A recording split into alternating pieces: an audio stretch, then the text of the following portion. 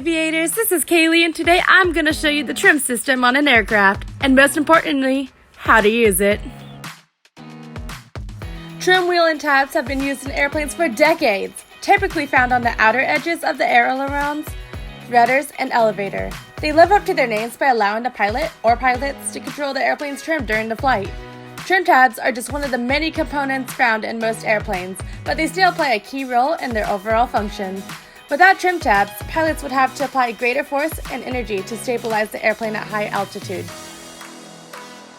Without trim tabs, pilots are forced to hold the yoke with a G.I. Joe Kung Fu grip. The pressure and the wind of high-altitude flights acts against the airplane, and to control and stabilize the airplane, pilots must hold the yoke steady. Our goal is to fly the airplane with light touch and trim. Helps us out that way, but always remember to pitch and then power before you trim. The trim wheel can be found below the right side of the yoke, in the shape of a wheel. Trim wheels work in a relatively simple manner. Inside the cockpit, the pilot can adjust the airplane's trim to counter the otherwise disabling forces acting against the airplane. Pulling down on the trim wheel, for example, spreads out the elevator trim to either the left or right side. Once here, the elevator trim will deflect air, potentially countering the forces against the airplane. Trim tabs make this process a little easier by reducing the amount of force acting against the airplane. By adjusting the trims in the proper positions, pilots can minimize the force acting against the airplane, allowing them to hold the yoke steady with greater ease. For an example, the blue and red arrows on the yoke represent the pressure forced against the yoke. To relieve the yoke of that pressure, use either up or down nose trim to relieve the stress of the yoke.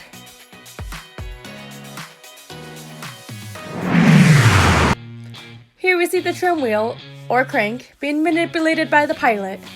The wheel is connected to a cable that runs to a pulley inside the tail. Then you see here that the cable is then turned using a jack screw, which controls the position of the aircraft's elevator trim. The aircraft elevator trim actuator either goes up or down, depending on the direction turned on the wheel. This allows the trim to go either up and down because of the force of the actuator.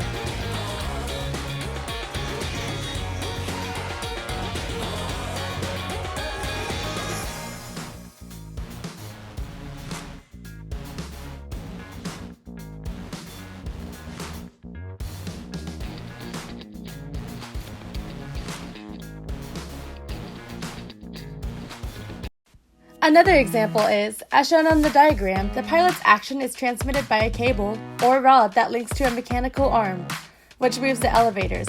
Pulling the stick or yoke back deflects the elevators up, which causes the nose to pitch up for a climb, as well as pitching down for a descent. Another advantage of using trim tabs is that they protect the airplane from premature wear and tear. If an airplane doesn't have trim tabs, it will be exposed to greater stress and pressure during the flight. Over time, constant exposure to the stress and pressure may cause some of the airplane's components to fail early and cause the aircraft to be inoperational until maintenance.